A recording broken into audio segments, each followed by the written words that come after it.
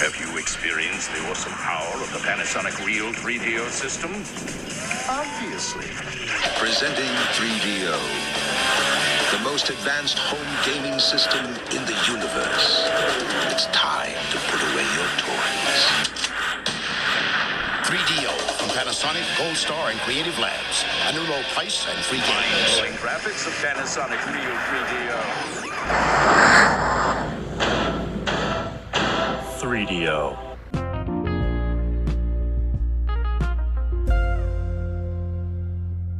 Hello, everybody, and welcome back to the 3DO Experience, the 3DO Retrospective Podcast, where we talk about all things 3DO, the company, the console, and everything in between. I'm Bill, and this is Threk. How you doing, Threk? Oh, Bill, I'm hanging in there. How you doing? I'm doing pretty good. Still recovering from post-Thanksgiving. The usual. You ate too much and you feel like shit for like a month, and you never want to see turkey again. I surprisingly didn't eat too much, but I know we made too much because there's still a bunch of turkey sitting in the fridge. Been doing my best to try to eat it, but yeah, it's kind of one of those. You kind of chip away at it. Like the thing is, like, the dark meat is so much better, so you go for that, and then when it's just the white meat left, you're like, fuck, god damn it, because it's too dry, like you want to make it into like sandwiches, but which I might end up doing, but I prefer ham sandwiches. That's fair. But that's just me. So, Thanksgiving was chill. Got 4 days off of work, so that was nice. Slept in, played some games, been grinding in Dragon Quest 3, been stuck on a boss for a while, and it's, one of those things where it's like it gets you frustrated, so you're just like, fuck, I guess I'll just take a break. So taking a break right now just because, it's a tough boss, but I'll probably beat it eventually. Oh. Yeah. I crossed 100 beaten games for the year, so now I'm like now that I've done it, like I've beaten 100 games in a year, I don't feel as like rushed to beat stuff now. So I'm just kind of, and that's probably what I'll be next year, just kind of more casual about stuff. Just like, I'll play whatever feels right. That's how I've been this year, mostly because I've been focusing more on like anime than games this year, but it's been relaxing. I haven't really had to focus on anything. Yeah, that's cool. I did buy, I don't know if I told everybody, but I bought all the Final Fantasies on Xbox. So I would like to play through all of those in the next like year and a half or whatever. So that would be like 16-ish game, 15 games, because I'll probably never play Final Fantasy 11. You can still play it. It is on Steam, but it's like $30 on top of the monthly subscription fee, which I have no idea what it is. And like, I'm not going to play that much of it because it's an MMO and I don't care about MMOs. So, and there's really no point of playing it. There's really no point of playing it when 14's right there. I'm sure 11 has its dedicated fan base, but yeah, like 14 has a free trial, and it's like the base game and the first two expansions are free. You can play up to like level 70 or something. So, there's already a lot of content there. So, and then hopefully at some point 16 will hit Xbox, probably next year. I think most likely that'll happen. So then I'll just play that one then. Yeah. Yeah. And you can either like it or dislike it, like most people. It's very split down the middle with that one. I swear. Yeah. I have no dog in the race, so we'll see. So, but yeah, the news this week, not a huge amount, so we probably won't go 40 minutes or anything. Just a couple things I saw that I feel I'll just bring up. The first one I saw, which I thought was interesting, was a Triangle Strategy being delisted from the eShop. I don't know if it's come back or not. I think it has something to do with like Square getting the publishing rights back from Nintendo or something. Because apparently this happened with Octopath as well, that it left the eShop for a little bit and then came back. And I think it was, Square getting the publishing rights for it. So if I remember correctly, Square with Octopath and Triangle Strategy, they published it in Japan, but outside of Japan, it was Nintendo. And I think because those games have done probably better than most people, even Square Enix would expect, maybe, that they're like, let's get the publishing rights back so we can. Yeah, because I believe Octopath was, when that came out, that was like a surprise hit. Like no one expected that. Oh, yeah. I mean, it was the first game to use the HD 2D engine. Big seller, I remember like it was hard to find in some places. Yeah. Yeah, and what I played of it, I really liked. It was just there were 2 times I tried to play it, and both times like life kind of got in the way, and I had to put it down. Octopath is a really cool RPG. It's just it is kind of an undertaking to play just because of the way it's designed. Yeah, it's That's very also why long. It's very grindy. Yeah. Like it's a game that's not for donkey. How about that? Yeah. I remember that. I remember that controversy. I always love it because it's like it's an RPG where it's like I was playing. I'm like, this is like the most interesting RPG Square's made Square's had anything to do with in a while. And I'm like, I don't have time to play this right now. Yeah, yeah. And then I have a friend of mine who 100%ed 1 and 2, because he's a freak. But it is what it is. But yeah, my guess is Triangle Strategy. It'll probably come back. I just saw that and thought it was interesting. One thing that piqued my interest, for those of you who don't know, I'm a big fan of the James Bond series, and apparently there was a leak of a potential Lego James Bond game back during like the Lego Dimensions era. Like there was like a pitch for it, and there was even like a trailer that they made, but ultimately it got shut down because I guess they just thought it wasn't a good fit. But I found the video, and it's like, man, I would love the shit out of this thing. I would have loved it. Because it's just, like it probably just would have played like any other Lego game, but like to see, the iconic James Bond stuff get put into Lego form, and I doubt they would have done every movie.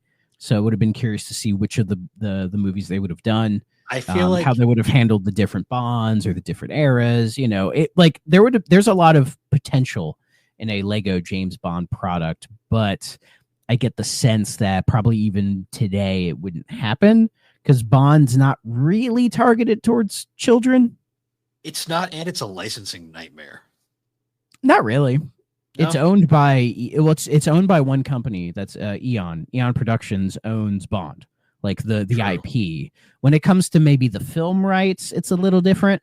But as far as like, say, IO Interactive, who are making the Project 007 right now, like they probably just had to license it from Eon to get it. And Eon, EON, Everything or Nothing, that was the company formed by Harry Saltzman and Albert Broccoli, for the movie rights. So, and yeah, that IO Bond game is going to be awesome. I cannot fucking wait for that game. I'm looking forward to that. That's going to be great. But yeah, it's like, that's something that's like, man, that would have been cool to see. It'll probably never happen. Like the state of Lego games are kind of in a weird spot, I think. Because like Traveler's Tales, I think is still trying to do what they've normally done. Like Skywalker Saga was like them trying to, I think, reboot it in a way. But then you've seen like 2K and some like indie developers make Lego games and kind of do their own thing with it, to varying degrees of success. I did like what I played of Lego 2K Drive. Like that's kind of a cool like open world racer, like a Forza for kids almost, because it's like, kind of open world design, and it's like Forza where you do different tasks or whatever, and it's a cool game. I like it. So you might like it, Mr. Racing Game Guy. Probably. I just need to buy it. Yeah, I see it for cheap all the time. So is that one of those games where you can make your own cars? I'm pretty sure, yeah. Like you can make your own cars and all that. Goody, stuff, I can make abominations. Of course. That's the best way to play any of a game. They let you make stuff. And speaking of abominations, this one is just for you. Speaking of racing games, I saw this. All NASCAR video games are being delisted from digital stores next month. So tell the world. I assume you know about this.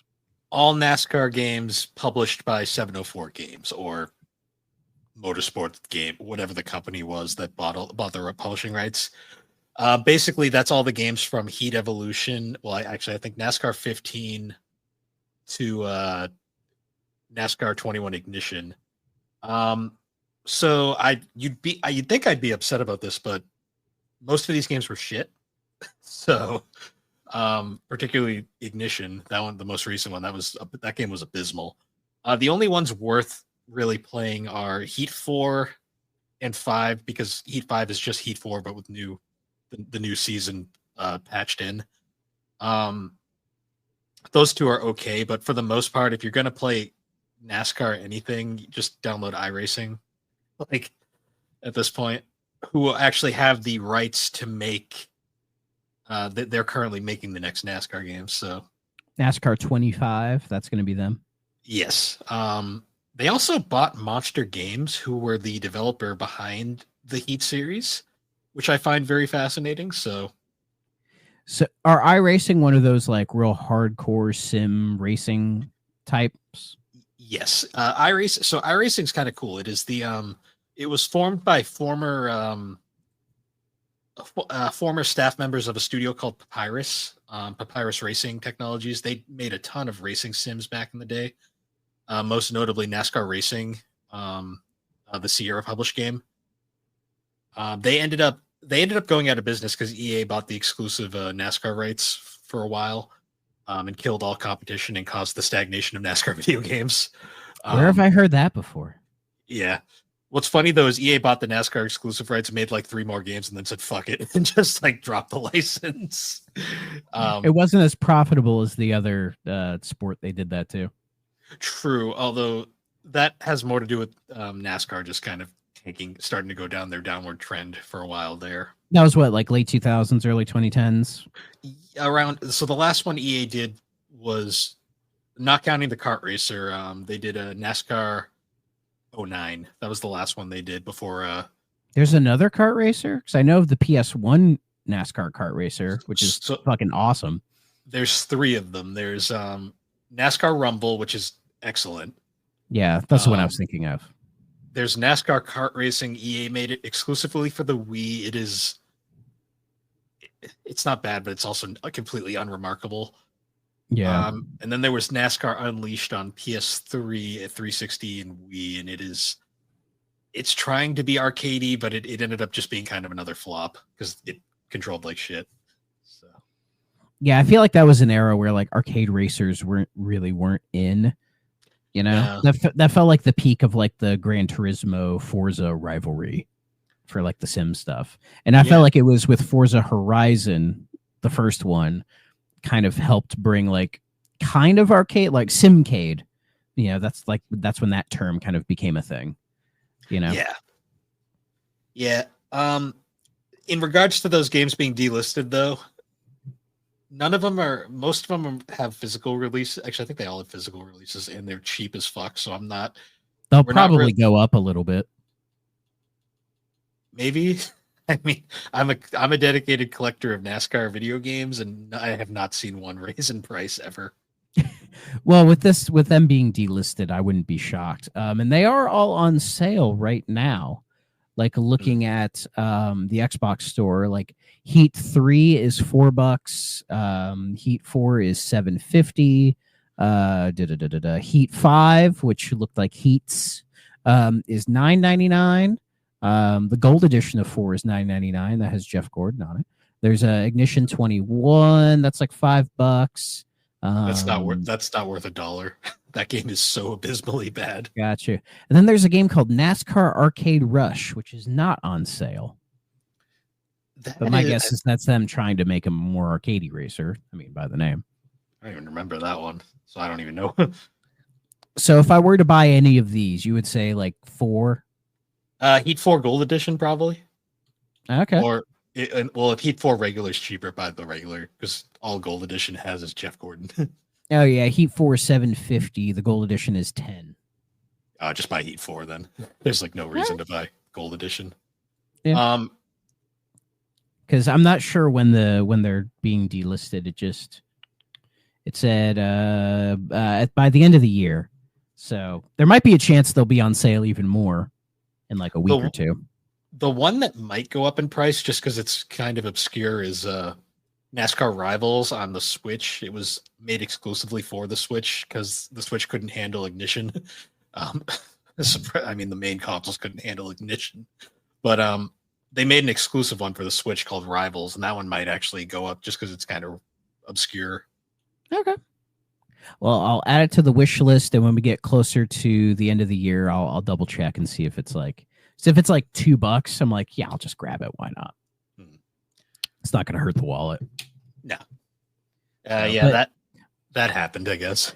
Yeah. Oh, and another racing game thing, but this is more of a me thing. Crash Team Racing Nitro Fueled is coming to Game Pass on December 4th, which is soon. And I'm glad to see the Activision Game Pass drops are starting to become a little bit more frequent, because we've gotten the Crash trilogy, we've gotten the Spyro trilogy, and now we're getting Crash Team Racing Nitro Fueled, which I heard was really, really good. So I will be downloading that as soon as it's available and probably messing around with it, because especially after this week's game, I've been needing a bit of a palate cleanser for racing games. So I think this one will be good. I assume you've played this one. Yes. Yeah. So and this is it's like a remake of the original PlayStation one, yes, right? it is. So it's a remake of Crash Team Racing. They included though some content from Nitro Kart, the PS2, Xbox, GameCube game. Yeah. Which is fine. Like, there's nothing wrong with that. I've played Nitro Kart. Nitro Kart's fun. Yeah, it they included some of the features from it, like the boost system, I believe, is lifted. Well, the drift boost system is lifted from Nitro Kart rather than the original one that was in CTR, which is fine. It's controls just as well. It's a good game. It looks good, plays great multiplayer. Yeah, it's done by Beanox, I believe. Which is really interesting to me because Vicarious made Nitro Kart. Well, the studio formerly known as Vicarious. They still live in our hearts. So I think by the time this came out, I think they were fully in Blizzard at that point. No, they were working on they're doing Tony Hawk. Yep. Yeah, that's right. Yeah. Maybe they were just busy making that. I don't know.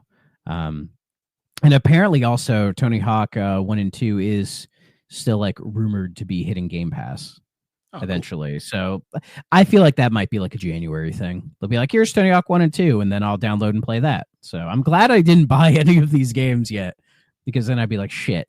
So, like when Spyro hit Game Pass, I downloaded that immediately, and I've been kind of casually playing it here and there. Because I've already beaten all 3 of these games, so it's just like a casual replay, and it's still the Spyro trilogy. I love it to death. So, but I'm glad to see more of the Activision stuff is starting to hit Game Pass. So maybe next year we'll get a bunch of the classic COD games, so I can finally sit down and play through those campaigns. That would be nice. Yeah, but we'll see what they do. So like Game Pass is looking pretty decent, like for the rest of the year. So yeah, no, it's been pretty strong recently. Yeah, thank God. I mean, with them raising the price, it's like, and you gotta start adding some more stuff, and I think they're starting to get a little bit better about it. So hopefully that keeps going in. So, but yeah, that's about it. At least that's all I have. So we had that Sega Genesis app thing.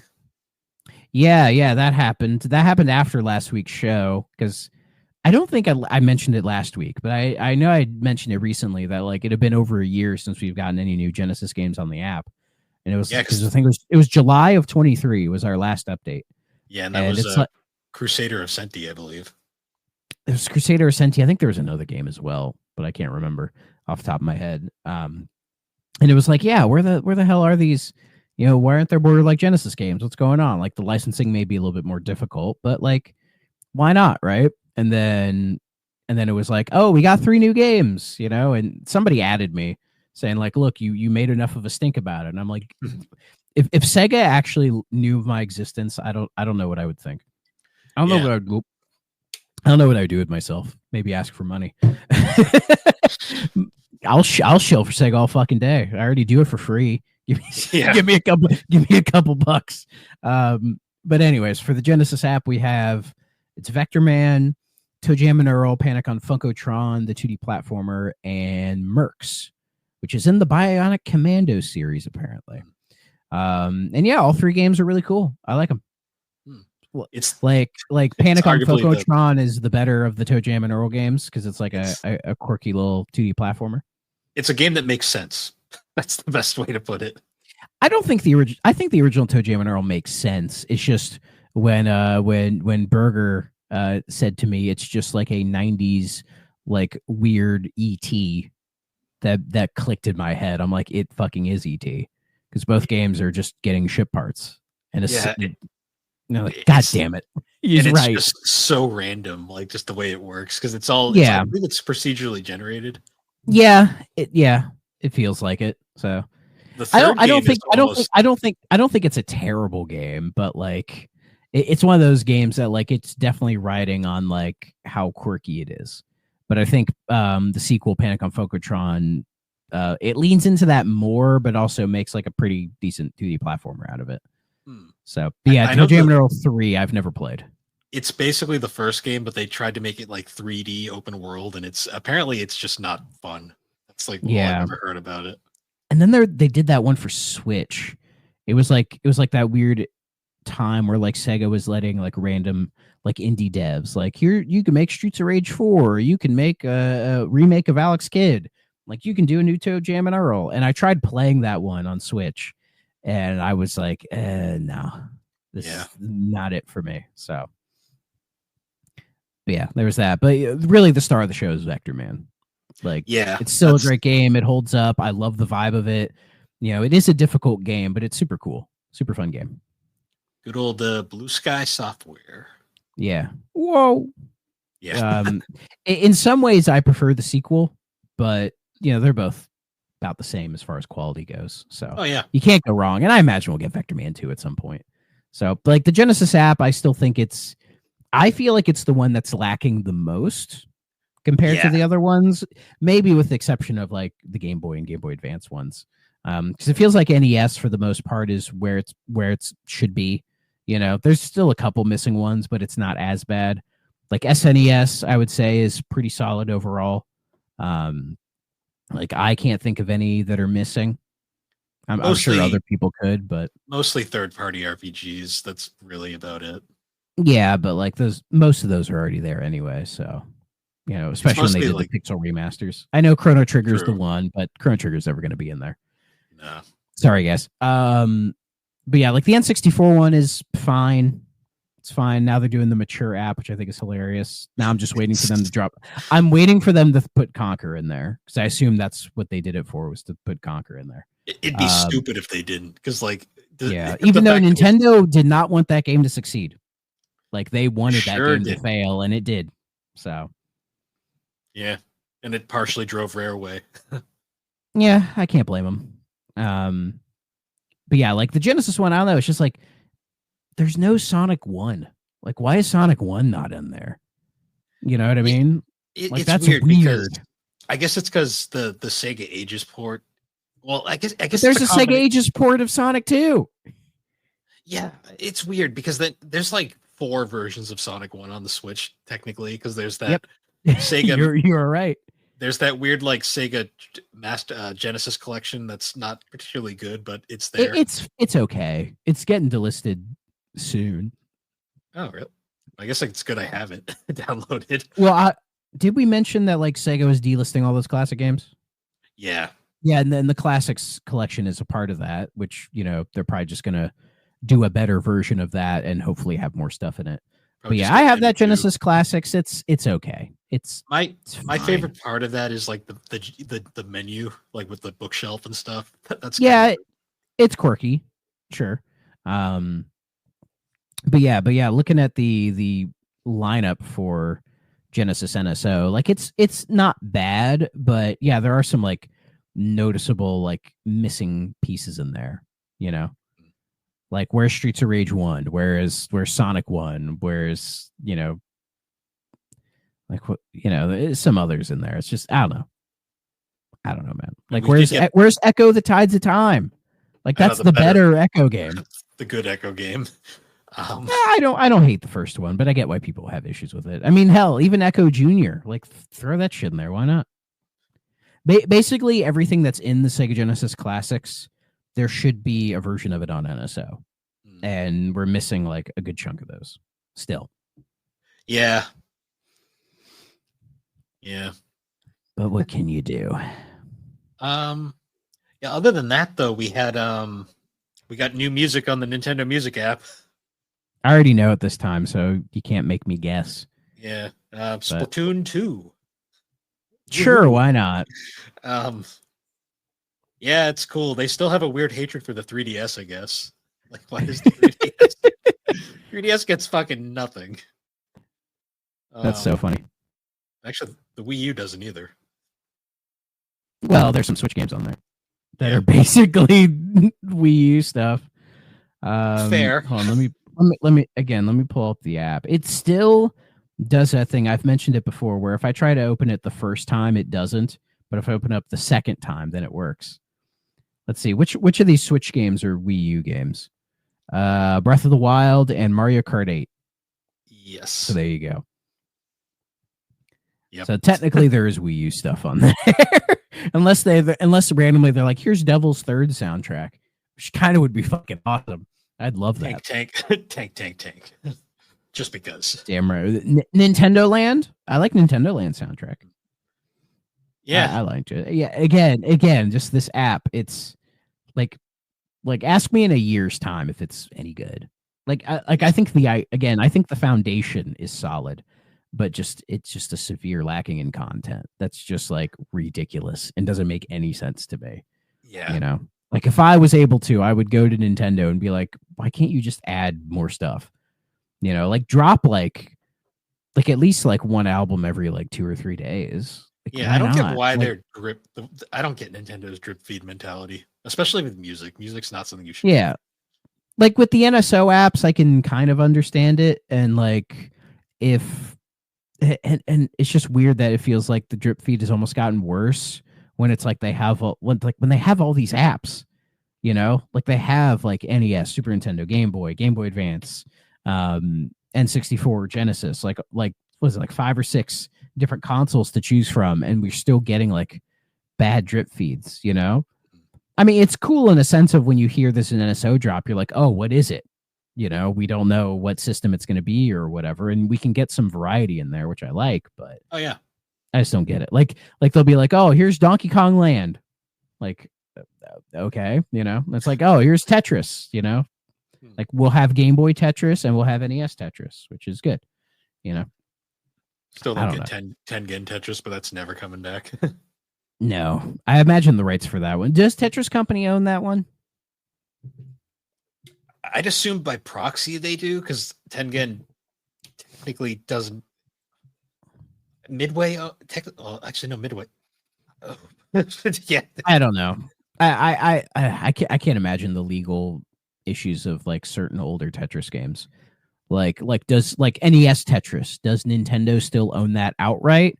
Or does Tetris Company have a hand in that now? Like, I assume Tetris Company would, you know. Considering how they most Tetris games were delisted once the a Blue Planet / the Tetris Company kind of took over everything. I think they pretty much control what Tetris can come out at this point.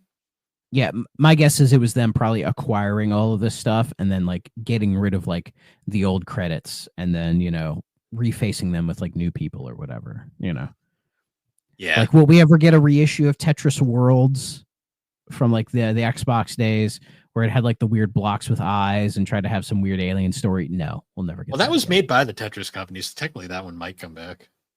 It'd be nice. I would like to see a quirky Tetris story mode, but well, I don't think it's ever going to. It actually depends on which version of that game you buy, because if you buy the PS2 version with the Roger Dean art, that version kind of sucks. But if you buy the one that Radical made on Xbox and GameCube, it's actually much better.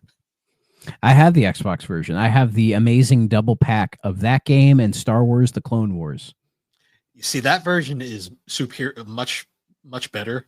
And I should have bought that version, but no, I wanted the damn Roger Dean art. I get it. It's a cool artwork. I think he did the original Tetris logo, didn't he? I believe he did. I think he's done most of them over the years. That was the only one I know of, though, that he actually did the artwork for the game. Yeah. I guess he had some time between Yes album covers. Yeah, he's still doing them because they won't give up. Yeah. Well, he's friends with Steve Howe. So, like, you know, when Steve Howe left and formed Asia, the Roger Dean covers went to them. Yeah, that's true. So, but we're not here to talk about Yes. We're here to talk about BC Racers. Oh boy. I don't know what BC stands for in this case. I don't know. Maybe, you know, before comedy, before competence. Yeah. Did you know this game is part of a series? the Chuck Rock series. I didn't realize they were connected until I did research for this today. When you see it, it makes sense because they both have very similar artwork. And it's a shame the Chuck Rock games aren't on 3DO, because then it would have been easy to just do those two as well and kind of lump them in together as into, one giant stone of prehistoric schlock. Though the Chuck Rock games are perfectly fine. I've played them both before. Average 2D platformers, nothing that spectacular. Like not on the Mario or Sonic end, but not on like the Bubsy end of trash. Like it's somewhere in the middle. Like I would rather play Bonk's Adventure, but I think it's better than like Arrow the Acrobat. Yeah. You know what I mean? To get a sense for the quality. Like there was so many like mascot platformers during that era. I'd say Chuck Rock is probably one of the it's definitely not in like the top tier category, but it's definitely in the above average, I'd say. You could do worse. Yeah. You could do a whole lot worse than Chuck Rock. So for those who don't know, like Chuck Rock and BC Racers by Proxy was actually a very early game from Core Design, who you probably know as the creators of Tomb Raider before Crystal Dynamics, before IDOS took their franchise from them and gave it to Crystal Dynamics. Did Core ever get in trouble for their logo? Because it looks like Pac-Man? Yeah. Do you think Namco was ever like, hey, don't use that. That looks too much like Pac-Man? I don't know. Considering it stayed the same up until around the point where Angel of Darkness came out and they had changed it to look more like the IDOS logo. It never changed. So I guess Namco just didn't care that much, or I guess I don't know. You never know with like how certain companies are, because like when I first saw the Core Design logo, my first thought was, oh, that's Pac-Man. And it was just something that was just on my brain. Like, did Namco ever go like, hey, why are you doing that? Yeah. It's actually kind of interesting. Maybe it would have been different if they tried to make a Pac-Man game or tried to like step on Pac-Man's territory, but Core never really did. Core was just kind of like doing their own thing, making stuff like Chuck Rock and Monty Python's Flying Circus, the computer game, and like Hook on the Sega CD, or Wonder Dog. Did you ever play Wonder Dog? I've played Wonder Dog. I have, and I can never get past the first fucking screen. Yeah, I can't figure out how to jump. Yeah, shit's insane. And then they made Asterix and the Great Rescue, a game that I have a lot of nostalgia for and also hating its guts. But that's another story. They also ported anyone who ever watched Happy Console Gamer, they ported his favorite game of all time, Dynamite Ducks. Dynamite Ducks. Why do I know that name? Yeah, I think it's related to the Flickies, actually, for some reason. Oh, God damn it. It's not a good game. It's shit. But yeah. So it looked like they were doing a lot of you can tell they were a European company because a lot of their early stuff was on the Amiga. Yes. Which I always say is that's the Europeans, like that's their shit. Like if you know somebody who's European or at the very least British and you're like, hey, the Amiga, they'll go, oh, the Amiga. Well, they made fucking Christ. They made stuff for pretty much all the old European computers. Like they made games for the Amiga, the ZX Spectrum, the Amstrad, the Commodore. Well, Commodore 64 wasn't. I don't think it was British, but it's just I associate like that era, like the weird like pre like Windows home computers that are used for mainly gaming as like a European thing.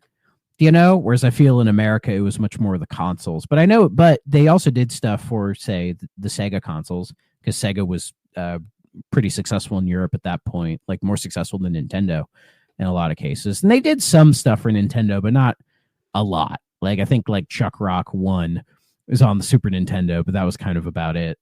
Yeah, most of their output was on Sega stuff. Like they made a whole bunch of Sega CD. Wolfchild was, I guess, on the SNES. That's something. Yeah, that's something, sure. Yeah. For the most part, though, they made a lot of Sega CD games, which I find interesting. Yeah, Sega CD was interesting tech at the time, so I actually thought they would be an interesting company to talk about on as for like a 3DO developer spotlight, but then I realized the only 3DO game they made was the one we're talking about today. yeah. Which I find interesting. Just kind of like a weird choice. Well, I don't think the 3DO ever really took off in Europe, True. at least as far as I know. Like it had that like cult status in Japan and was what it was here, but I don't think Europe ever really took to the 3DO. Yeah, So I think by that point, like once PlayStation hit in Europe, like Europe became PlayStation Town, and it's basically been that ever since, really. Like the thing I noticed too was so this game originally came out in 94 on the Sega CD. Core Design it self-published that version. It also got a Sega 32X port, which is interesting. What I found very interesting though was the 3DO version was published by Gold Star. And LG, which I believe was when Gold Star's console was struggling. They actually tried to publish some software similar to how Panasonic was publishing software, and I think this is one of the games they attempted to bring over, which is probably how it ended up on 3DO. Honestly, I think it had less to do with Core and more LG. Because if I remember correctly, the companies who manufactured the hardware did not get any royalties from the software. Nope. Not at all. That's why like Gold Star's like, oh, we need to try to get some money back. So let's just port this game because it'll be cheap to do. Since it's already on the Sega CD, we can convert it to the 3DO pretty easily and just kind of rush it out the door and maybe get a couple bucks on it. You know, that's my guess is probably what happened. They're like, oh, it's cheap. So let's just see what we can get done. And honestly, it shows. I didn't play the other versions. I can't imagine they're much better than this one, really. I played it on Sega CD and it's about the same quality across the board. So yeah, this God, you can tell this came out in a time where like in the 90s there was a little bit of like a caveman thing going on. Because you had like the live action Flintstones movie that was a big hit at the time, and you had other series like say Joe and Mac, which people seem to have quite a fondness for. I think Joe and Mac is whatever, but be that as it may, there was a little bit, and also Jurassic Park was kind of around the same time. So I think like the prehistoric stuff was kind of in vogue, and BC Racers feels like it was trying to capitalize on that to a bit of a degree. But the problem is they were like, oh, let's make like a kart racer that has like a caveman feel to it. Like, sure, why not? Right? Like conceptually, sure. The problem is it's bad. Like really bad. And like, I don't like Super Mario Kart. Like the original Super Mario Kart on Super Nintendo, I think that game does not control well. The rubber banding is really terrible. The whole split screen thing I think is atrocious. Like I have a lot of issues with Super Mario Kart. I would rather play that than this because at least Super Mario Kart runs very well. Yeah, like so I guess the best way to describe this game is it is very much a Mode 7 style racer from the time. Yeah, and you can tell it was, I think, trying to cop from Super Mario Kart a little bit because it's like the top, let's say like third or half of the screen is the racetrack, and then there's just this giant banner on the bottom with like, say, like, you know, where your place in the race and all the other stuff. But it's a lot of empty space that's not being used. And again, it feels like they did that just because, oh, Super Mario Kart had this, but we can't copy it directly, so let's try to be a little different. I mean, there were some other racing games from the time, like I grew up playing Andretti Racing on the Genesis, and that's like half the screen is the race, and then the other half is like all the different placements, and like you can kind of swap between like say like different viewpoints, or like you have some options in that game for like what you want the screen to be, kind of a thing. But this doesn't really do that. So it feels like to me it's just trying to cop from Super Mario Kart in that regard. I think a lot of it had to do with like, so the Genesis famously couldn't do Mode 7 by itself. It needed the Sega CD to do it. And for some reason, despite the Genesis being notably faster processing wise, it struggled with Mode 7. Like, because when I think about it, like even like Sonic CD, the special stages, they run like shit on the Genesis. Yeah, they do. Like the only way you can ever beat those goddamn things is if you're playing the Christian Whitehead version on a. Actually, that one did get a console port, but it's on a. It's on Is it on Sonic the- Origins now. Okay, yeah, the Origins collection. So Yeah, but to be fair, those games were like completely remade, so they're now like in an engine where everything can run like buttery smooth. yeah, because So- I remember I used to never be able to get the specials, the time stones in Time stones. Yep. in CD because I could not do those special stages to save. And my also, life. those special stages aren't any good. Like they're bad. Yeah, they're very much they're interesting. I kind of liked the Sonic crap. I'm forgetting Sonic Mania interpretation of them. Oh, the which- 3D one. yeah, I like See- that a see, bit that's- more. I find it weird when people compare it to like CD, like the Mania and CD ones. I'm like, I think they're pretty different. You know, They're like different. like the Mania, it's like more that pseudo like Saturn kind of era 3D, you know, chasing after it. And that one, I don't know, I like that one a lot more than Well, Sonic CD because it feels oh, like It's in definitely Mania the better. challenge, like there's like the challenge is more like genuine, whereas in CD it's just like they're just kind of crap. CD it was showing off the Mode 7, which the CD couldn't do very well to begin with. Exactly. So Yeah, but unfortunately, Chuck Rock, it's not much better. It's kind of worse actually. yeah, so like this game, I put this game on easy, and I just did like one circuit run through, and I got my ass kicked like for most of it because as we were talking about, like the performance is so bad, like it is so slow. Like there are Oh, times yeah. where it's like even the emulator, which is saying like, oh, it's running at 60 FPS, but like the races like are just like at like 3, maybe 5 like frames per second. And I'm like, how the hell can anybody like do this?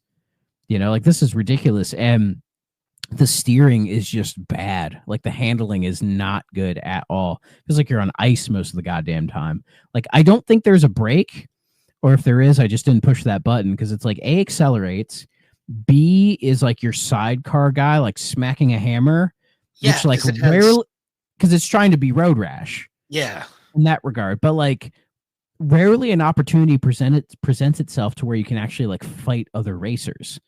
You know, like at least like Road Rash or some of the other combat racers like give you those opportunities to try to do it. And it's like you can either say like outrace them, or you can just like fight people to kind of like cheat your way up.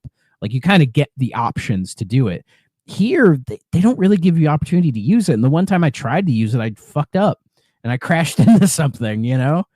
So, and then Yeah. I think it's the C button is like a turbo or something, like, because like off to, I think it's like the finishing line, they'll have like, say, like a little pit where you can get like, I don't know, pieces of dinosaur.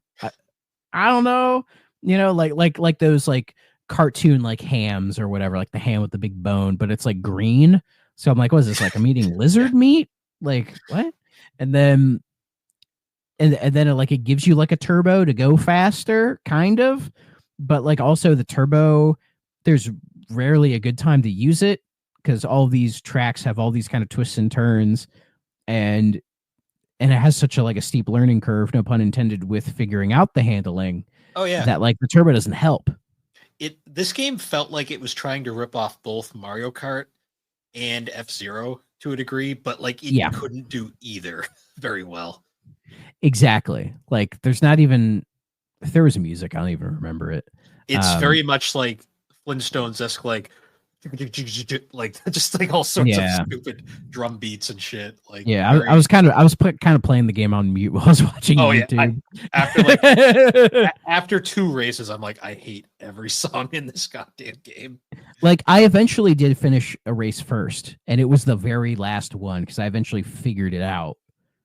You know, like it's a weird sort of like letting go of the acceleration and then like turning, but you have to do it at a very specific angle to where you can actually like hit those curves.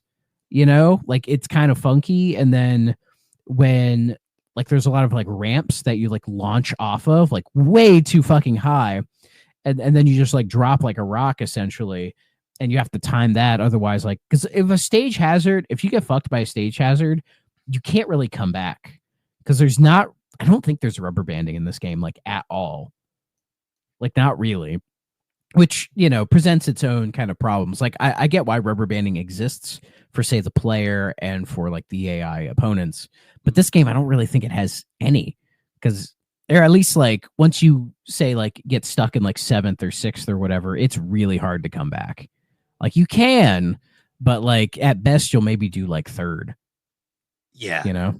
I thought that one thing I felt was weird about this game too was like it is so slow just in general, but like the turning it kind of messes with your brain because like the game turns really bizarre.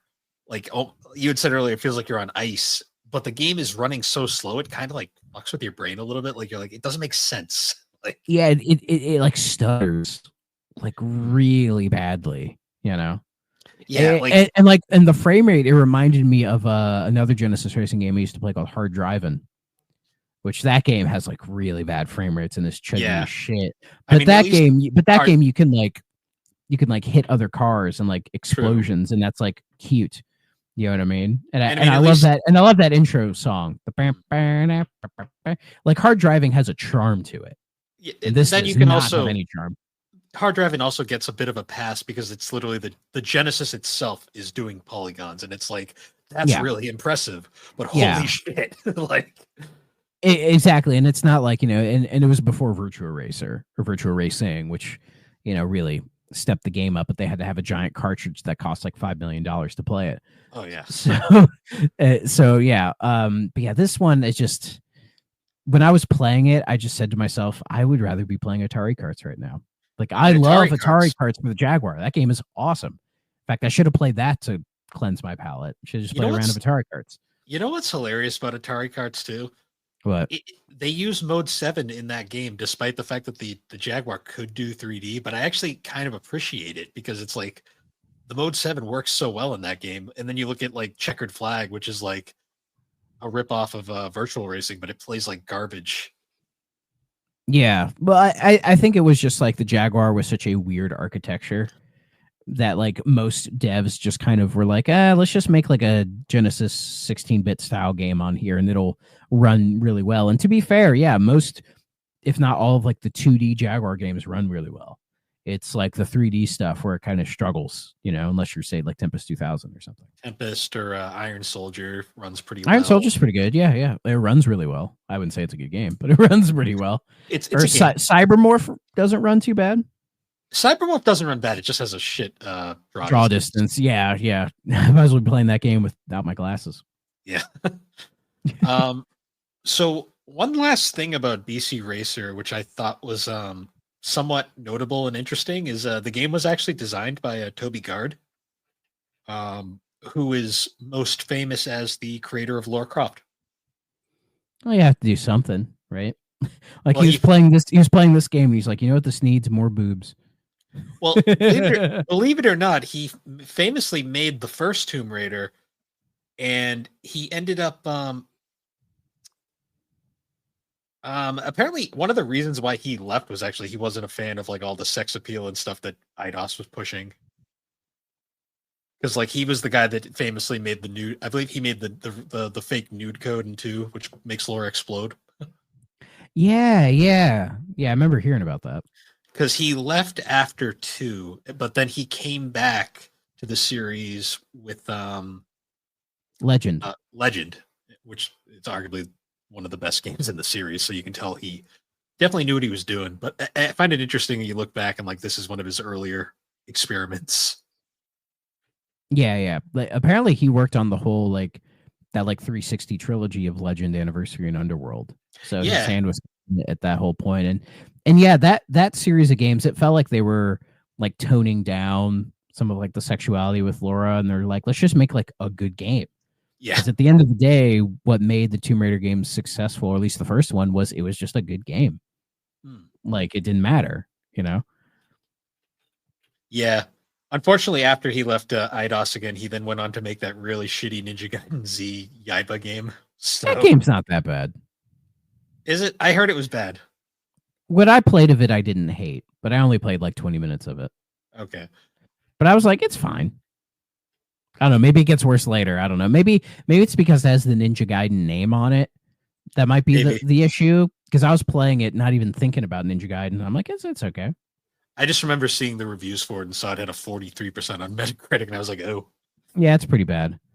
So I guess he owns a studio called Kathura Games, and they have a game called Dream Cycle, I guess. Never heard of it. So, looking at reviews for BC Racers, ignoring like retrospective reviews, because ironically this game was kind of like all over the place. Some people liked, some people didn't. My favorite review is the review for the 3DO version from Next Generation. They rated it the worst racing game on 3DO to date. Yeah, there's actual competition on this console for racing games, and this one, yeah, like bottom of the pile, absolute bottom of the pile. I love their reasoning for this ranking, where they cited a lack of depth to car handling, ugly looking courses, and overall outdated feel of the game, and gave it 1 out of 5 stars. Honestly, I completely agree. Like, you know, it's there's all bad like the different character sets, but I don't know if that really helps with like the handling or whatever. Like the courses are all kind of like your standard caveman affair, but yeah, it feels like this sort of like art style just doesn't work for a racing game. Like it's all kind of accurate, like for a platformer, sure. And if the game actually ran at a stable frame rate, maybe it would be fine. But as it stands, especially then when you even look at like the other racers on 3DO, like even like when you go back to like the other probably worst racer on 3DO, which was Crash and Burn. Crash and Burn looks significantly better than this game in pretty much every way. I would rather play Crash and Burn than this. Yeah, Crash and Burn also runs. It does. I mean, it doesn't run good, but it runs enough to be playable. And it has charm. It's cheesy, dated charm, but it has, ironically, Crystal Dynamics made that, which is really always funny when you compare them to Core. Yeah, they're like weirdly related. Yeah, it's weird how like Crystal always seemed to do things Core did, but better. It's just a weird. But they didn't make her. And then or whatever. We're not hating on Hurdy Gurdy here. That's what I'm saying. Core made that. It's like one of the best things. Oh yeah, and then Core essentially became Rebellion, I think. They got bought by Rebellion. They were Rebellion Derby for a while. Yeah. They probably made one stuff. game. I don't know. I think they made one game and then went out of business, actually. I'm sure a lot of them got like acquired or whatever. So who knows? Yeah. Maybe some people who worked on BC Racers worked on the Sniper Elite series. Or Atom Fall, which is the game that they're coming out with next year, which is, I think, like some kind of Fallout clone or whatever. I don't know. I saw a trailer for it and I was like, I don't know what the fuck this is, but sure. Yeah. I'm sure somebody is excited for it. To be fair, that's my reaction to most game trailers these days. I'm always like, what the fuck was that? Okay. Yeah, because it's all like, oh, look at this like survival thing or whatever. I'm just like, I don't care. Or look at this cinematic gameplay. It's like, when do we get to the game? This is the game. Yeah, like show me gameplay, not just like in-game cinematics, but you know, like you can get away with that stuff if it's like a franchise people know. You know, like if it's like a long-standing franchise or like a familiar IP, like say like an Indiana Jones, they can get away with showing a cinematic trailer for like the first time around because it's like, oh, it's Indiana Jones, so we know what it is. But if it's like a brand new IP or something that isn't as well known, it's like you can't get away with that because then people are like not going to give a shit. You need to show them gameplay. Only Kojima can get away with that shit without people questioning it because it's Kojima and that's just what he does. Well, to be fair, the cinematics are, as you said, this is the game. Yeah. Metal Gear Solid 4 is the greatest movie I've ever played. I really hope that Master Collection 2 happens with 4 in it, so I don't have to buy a PS3 to play MGS4. Yeah, because tentative plans are I'm playing all the Metal Gear series next year, so and I have access to all of them except 4. And I'm like, I really don't want to have to buy a cheap PS3 and a copy of that game just to play that and then immediately sell it. I really don't want to have to do that. So if Konami, please, if you're listening, like, please, Master Collection Volume 2, I'll actually buy this one, okay? I didn't buy the first one because I had access to all the already. So Volume 2, at least let me buy 4, so I can just have it, and then keep the PlayStation 3 Blu-ray scene in there, so that playing it on my Xbox would be funny. That in the you're playing on a Blu-ray. You don't need Yeah. to swap a disc. What? Then the Psycho Mantis, like he's like, what, wireless or drive, like with like giant PS1s and stuff flashing in the background. I would love that. Yeah.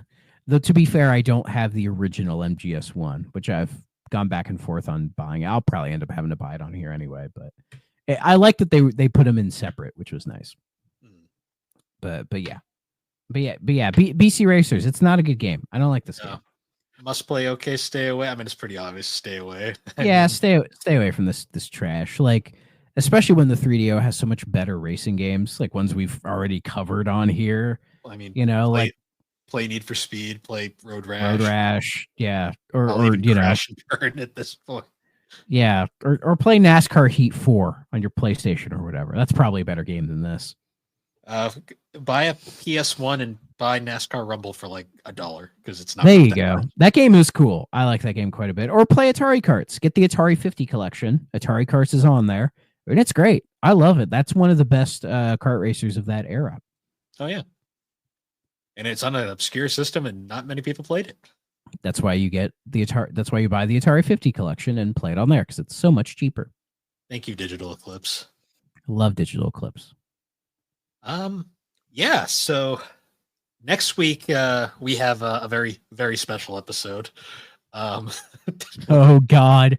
I have many things to say, and we'll have friends for that one. So, let's say one of our friends has said a couple things about it already to me in DMs, and I'm like, oh God. I may or may not have seen a Blue Sky post that I may or may not be related to this episode, and I can't wait. No spoils. If you guys want a hint, look at the episode number next week, and that's all you need to know. But yeah, once again, guys, thanks for joining us on the 3DO Experience. The 3DO Experience can be found on all the major podcasting platforms, particularly Apple Podcast and Spotify. And be sure to check us out over on the Superpod Network. That is superpodnetwork.com. It's an awesome site with a whole bunch of awesome podcasters. We got videos, blogs, a whole bunch of stuff. I think we just wrapped up the SNES blogs, and I'm not sure what we're getting into next. I'm sure Aaron will come up with another theme pretty soon.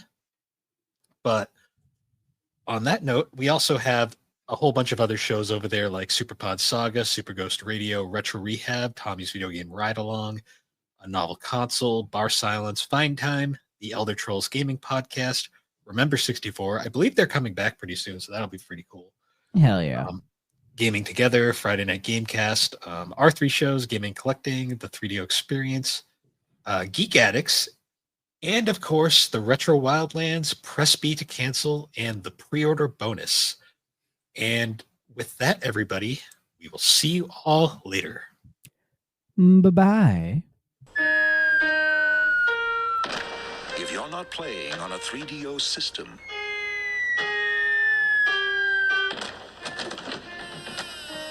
what are you playing with?